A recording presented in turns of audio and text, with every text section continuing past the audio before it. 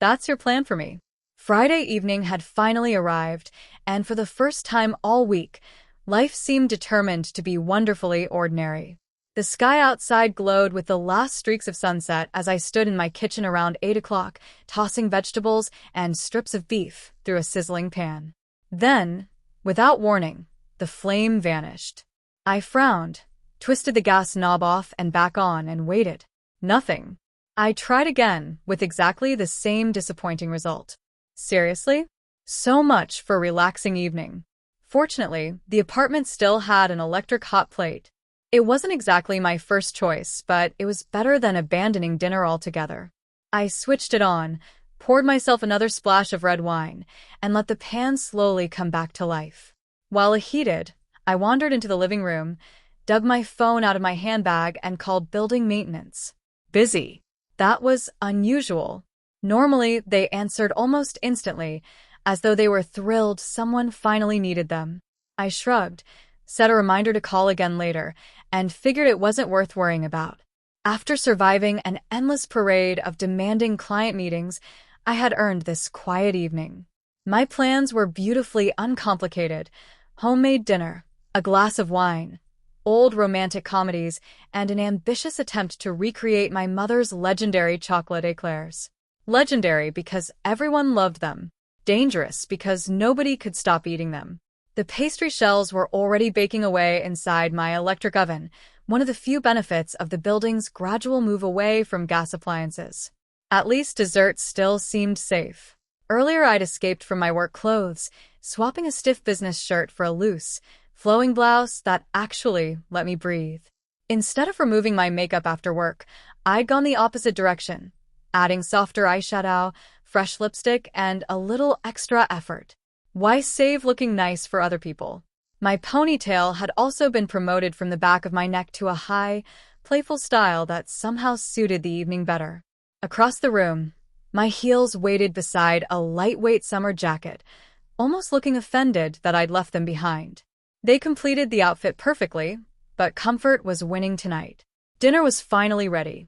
I carried the stir-fry over a bowl already filled with crisp salad, grabbed my wine, and settled comfortably onto the couch.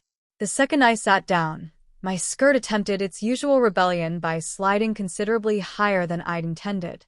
Some skirts simply refused to cooperate. A quick adjustment restored order. I lifted my fork toward my mouth. Whoop, whoop. Attention residents. Evacuate immediately. Evacuate immediately. The emergency announcement exploded through the apartment, so suddenly I jerked in surprise, bit the tip of my fork, and dropped my carefully prepared bite straight back into the bowl. Probably another practice drill, I muttered, rubbing my tongue while silently composing a strongly worded complaint to the building manager. Then someone knocked. That immediately felt wrong. This building's security was incredibly strict. Visitors didn't simply appear at your front door without warning. Curious, I set my wine aside and checked the security camera. Standing outside was an actual firefighter. Bright yellow helmet, reflective turnout gear. The unmistakable look of someone who wasn't participating in a routine drill. Before opening the door, I gave myself a quick once-over in the hallway mirror. My blouse was sitting properly, my skirt hadn't developed any rebellious ideas, my ponytail looked reasonably presentable, and my makeup, well, it certainly wasn't magazine quality. Still, I'd seen people wearing far worse while doing late-night grocery shopping. It would have to do. I unlocked the door. A firefighter stood waiting in full protective gear, his reflective yellow uniform almost glowing in the hallway. "Ma'am, we need everyone to evacuate immediately," he said calmly. "There's a fire nearby that's threatening the building's gas supply. The main gas line runs through the wall behind this apartment. We've already shut the gas off, but there's still a risk of an explosion. Is anyone else inside?" I shook my head. "No, just me." "Good. Then we need to leave right away." For reasons I still can't explain, the first thing that escaped my mouth wasn't concern about the fire. My pastry's still in the oven. Even to my own ears, it sounded ridiculous. And I haven't put my shoes on. The firefighter gave me the patient expression of someone who had heard every imaginable excuse for delaying an evacuation. "The pastries can stay where they are. Power's about to be switched over to emergency systems only. Where are your shoes? I pointed toward the living room, next to my jacket. Grab them and we'll head downstairs. As I stepped inside to collect everything, he glanced at his clipboard. This unit is registered to Albert Marks. Are you a relative? My brain completely froze. Without thinking, I answered, his sister. The word had barely left my mouth when the apartment lights blinked once before disappearing completely. Instantly, the hallway was washed in eerie green emergency lighting that made everyone look like characters escaping a zombie movie. Apparently satisfied, the firefighter scribbled a note beside apartment 7B. All right, Claire, he said reassuringly. Just follow the south stairwell. One of our crew members will meet you outside. Claire? I almost corrected him. Instead, I slipped on my heels, shrugged into my jacket, picked up my handbag, and followed the stream of residents toward the emergency exit. Up to this point, everything had been unusual, but understandable. Apartment fire. Emergency evacuation. Helpful firefighters. Perfectly ordinary, except for one rather significant detail. I wasn't Claire. I was Albert Marks. The apartment was mine. The elegant blouse, tailored skirt, sheer tights, matching lingerie, carefully chosen jewelry, and high heels weren't part of a costume party or a dare. Dressing this way had simply become my favorite way to relax after stressful workdays. Inside my apartment, it felt completely natural. Outside, that was unexplored territory. Until tonight, I had never stepped beyond my front door dressed like this. As I followed everyone into the stairwell, I silently begged the evening sky to hurry up and get dark. The staircase was packed with neighbors steadily making their way toward the ground floor. Everyone seemed focused on getting outside, which suited me perfectly. I kept my head lowered, hoping my swinging ponytail wasn't attracting attention. One small victory did lift my spirits.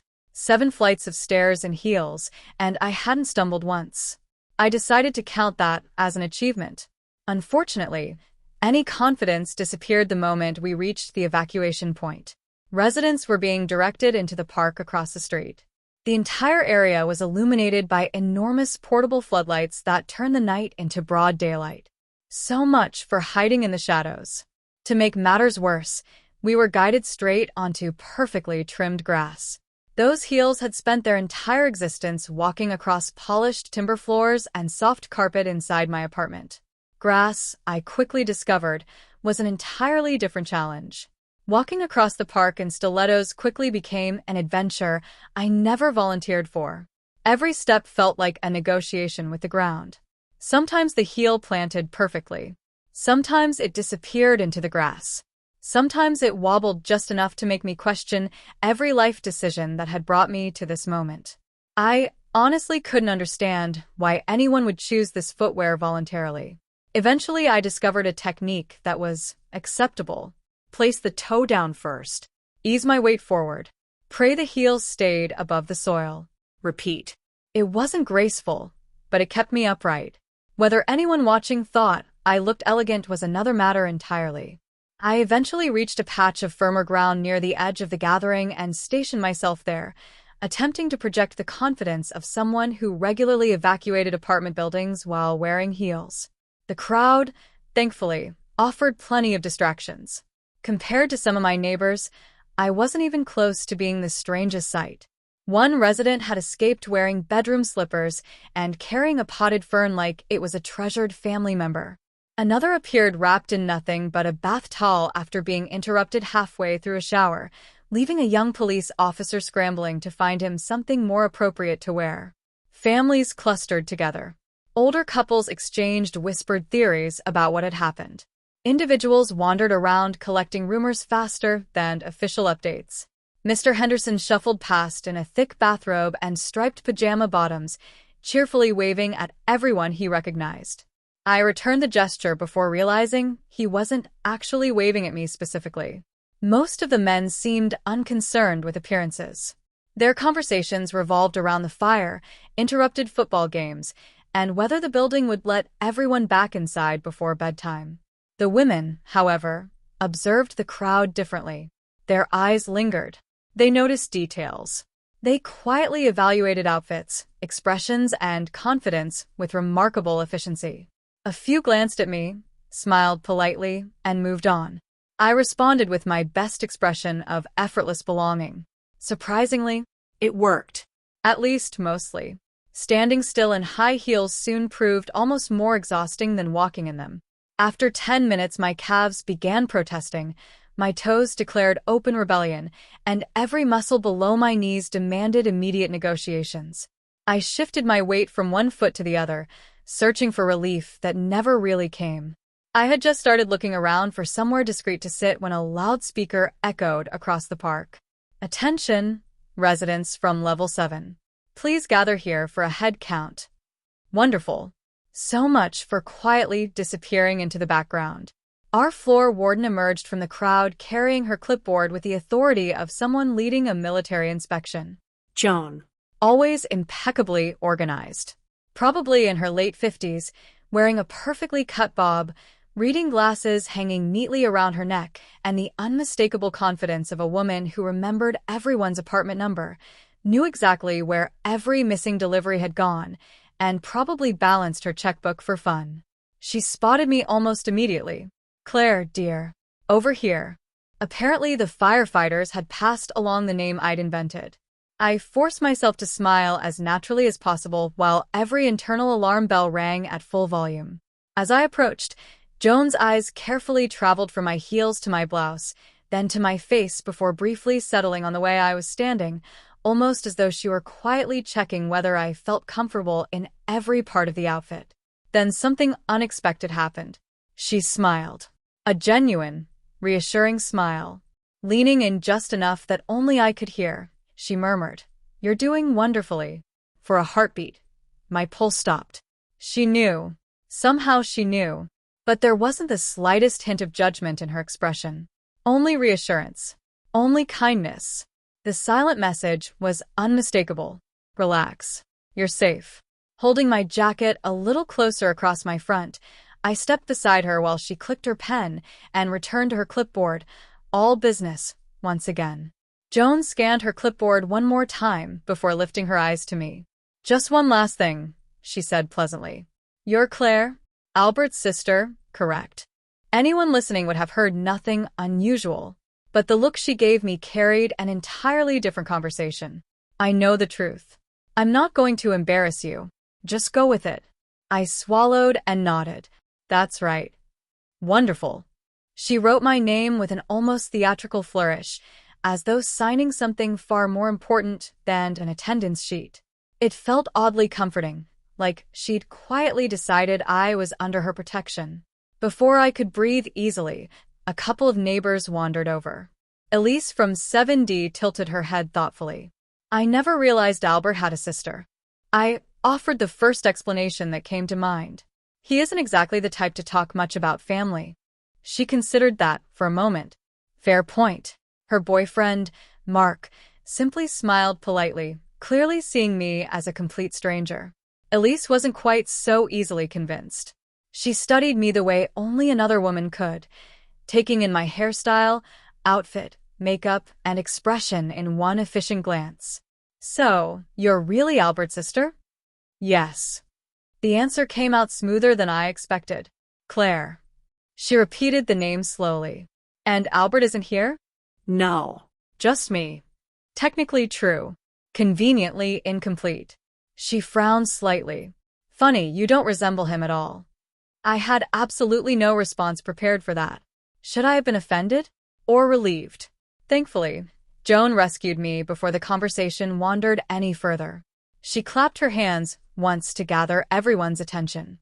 "All residents from Level 7 are accounted for," she announced. "For now, please stay together. Emergency services are still assessing the situation." A murmur spread through the group. "The warehouse fire has been contained," Joan continued, "but nobody can say when, or if, we'll be allowed back inside tonight. If anyone decides to stay elsewhere, let me know before you leave so I can update my list." As she walked past me, she slowed for only a second. Without anyone else noticing, she gave me the tiniest wink. "You're doing just fine," she whispered. Then she continued on as though nothing had happened. That single gesture changed everything. Whether a few people suspected something or not suddenly didn't seem to matter. Nobody appeared interested in making a scene. Everyone had bigger things to worry about. For the first time since leaving my apartment, I felt the knot in my stomach begin to loosen. I drifted toward the edge of the gathering, wrapping my jacket a little tighter around myself. My feet were sore from the heels, and every uneven patch of ground reminded me how inexperienced I still was, but the loneliness I'd been carrying since the alarm sounded had faded considerably. Unfortunately, my attempt to remain unnoticed lasted only a few minutes. Without realizing it, I stepped straight into the brightly lit area where a television crew had set up. A camera swung toward me. A cheerful reporter hurried over with a microphone already in hand. "Hi there," she said with infectious enthusiasm.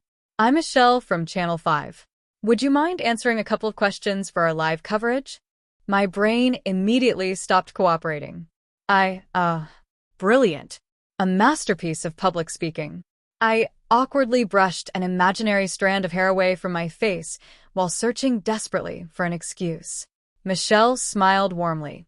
"Don't worry," she laughed. "You look fantastic." Before I could decide whether to agree, decline, or simply run away in high heels, she was already motioning for the camera operator to move into position. Before I could think of an excuse, a microphone appeared inches from my face. The reporter smiled brightly. "Sorry, what's your name?" For a split second my brain forgot every name I'd ever heard. Then I remembered the one I'd invented. Claire Marks. Perfect. She turned effortlessly toward the camera. "Thanks, John. I'm standing outside Park Street Tower with Claire Marks, one of the residents evacuated after concerns over a damaged gas line. Claire, can you tell us what happened this evening?" Every camera lens suddenly felt enormous.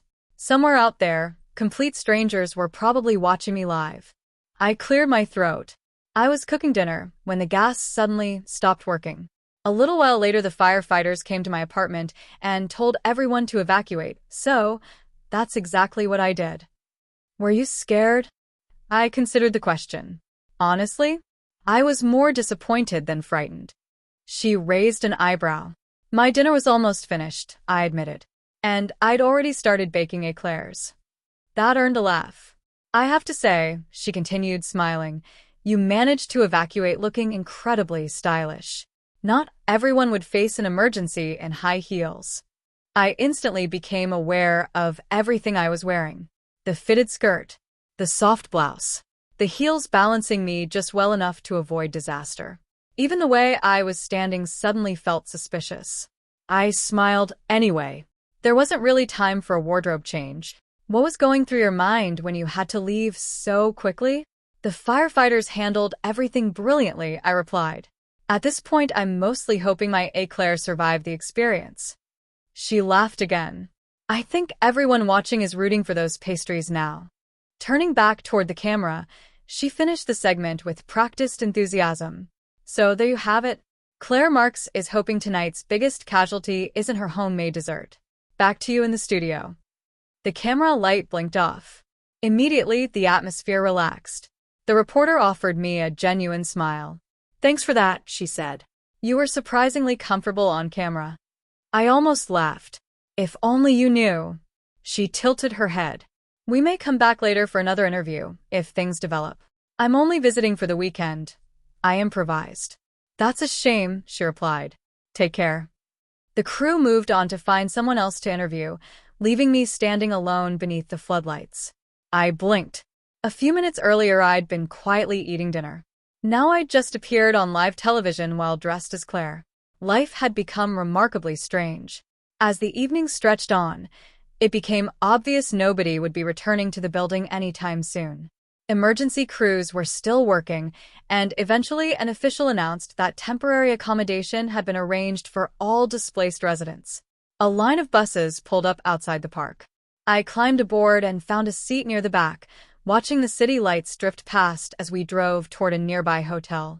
The moment nobody was looking, I slipped my heels off beneath the seat. My aching feet practically sighed with relief. I stretched my toes, discovering exactly why so many women kicked off their shoes the first chance they got. Lesson learned. Heels looked glamorous. Wearing them for hours was another matter entirely. At the hotel reception desk, the clerk looked up from his computer. Name? Without thinking, I almost answered with my real one. Al. I caught myself. Sorry. Claire Marks. He searched through the evacuation list. Found you. Apartment 7B. I nodded. My brother's apartment. The lie rolled off my tongue much more easily this time. Right, he said. Because of limited rooms, single residents will be sharing. You'll be paired with another woman from your building. Every muscle in my body froze. Everything inside me screamed absolutely not. Explaining why would create far more problems than sharing the room ever could. So instead I smiled. That'll be fine. He glanced back at the screen. Your roommate is Talia Greaves. Almost on cue, someone appeared beside me with enough enthusiasm to brighten the entire reception area. You must be Claire. She smiled with effortless confidence, radiating cheerful energy that instantly made me feel like the quietest person in the building. Perfect, she said with a grin. Looks like you're my roommate. I hate staying alone when everything's already so chaotic. She said it with the confidence of someone who'd survived countless disasters and somehow laughed through every one of them. You don't mind sharing, do you? I'm ridiculously easy to live with. I nodded because refusing didn't feel like an available option. Not at all. Her eyes immediately dropped to my shoes. Oh wow, your heels are adorable. Thanks, I replied, silently debating whether my aching feet would happily donate them to her. Before I could gather another thought, she linked her arm through mine as if we'd been inseparable since childhood and guided me toward the elevator. Our hotel room door swung open. One queen-size bed. Talia didn't seem remotely bothered. Classic booking mix-up, she laughed, tossing her bag onto the floor. I can always sleep on. She glanced around the tiny room before bursting into another laugh. The invisible sofa? It's all right, I answered. The bed's big enough. Perfect. Fair warning, I don't kick people in my sleep, but I've been accused of stealing all the blankets. That somehow made me feel even less reassured. She clapped her hands together. I'm changing first. I always overheat when I'm stressed. Without waiting for an answer, she grabbed what looked suspiciously like a handful of silk ribbons and disappeared into the bathroom. The moment the door closed, I finally released the breath I'd been holding. Now I had my own problem. What exactly was I supposed to sleep in? A few moments later, the bathroom door opened again. Talia stepped out wearing what technically qualified as sleepwear only because there wasn't enough fabric to call it anything else. The satin outfit shimmered under the lights, trimmed with delicate lace and cut so high it seemed to ignore several laws of engineering. My brain immediately searched for a distraction. Anything. It settled on a tiny brown stain in the hotel carpet. Probably mold. Wonderful. I stared at it with absolute dedication, treating it like the centerpiece of a mindfulness exercise. Breathe in. Breathe out. Focus on the carpet. Don't panic. Sorry it's so tiny, she said casually. It's the only thing that doesn't get twisted while I sleep. She tilted her head. You're okay with this, right? Every thought inside my head froze. Absolutely. I managed, though it sounded more like my vocal cords had filed for resignation. My attention never left the suspicious carpet stain. Your turn, she sang, dropping onto the mattress. Fantastic. I now had to pretend changing into feminine sleepwear in front of a near stranger was something I did every weekend. After mentally sorting through my clothes, I realized a few pieces could pass for pajamas. The heels came off first. Then the jacket. The skirt. The blouse. The stockings. Soon only the essentials remained beneath. I slipped on a soft, dark camisole that reached well above my knees. Comfortable. Simple. Modest enough to survive the night. Hopefully. I loosened my hair, letting the reddish waves fall naturally over my shoulders before giving them a gentle shake. Behind me I heard Talia smile. That's actually really cute. I didn't dare turn around. Looking at her felt dangerous. Conversation felt even worse. Thanks, I muttered, pretending I wasn't constantly tugging the hem lower. The mattress dipped as she flopped onto her side. Isn't this weird? She laughed. Two complete strangers suddenly having a sleepover. I suppose. It's kind of fun. Fun wasn't exactly the word I would have chosen. At least the hotel didn't put us outside. That's one way to look at it. She lifted the blanket and patted the empty space beside her. Come on, Claire. I'm exhausted. Carefully, I climbed into bed, claiming the tiniest strip of mattress along the very edge, gripping it as though drifting a few centimeters farther might send me tumbling into another universe of awkwardness. Every tiny movement felt dangerous. If I shifted too much, the camisole might ride upward and expose more than I wanted anyone to see. I reached over, tapped the bedside switch, and the room faded into a soft glow. Beside me, Talia let out a sleepy sigh and drifted off almost instantly. Within minutes, her breathing settled into the slow, even rhythm of deep sleep. Meanwhile, I stared at the ceiling, fully awake. The distant hum of the hotel air conditioner mixed with muffled hallway noises while the underwire of my bra constantly reminded me that comfort had officially left the building. The girdle wasn't much better. Whoever claimed restrictive shapewear was comfortable had clearly never tried sleeping in it. I kept telling myself tomorrow's problems could wait until tomorrow. Eventually, exhaustion won.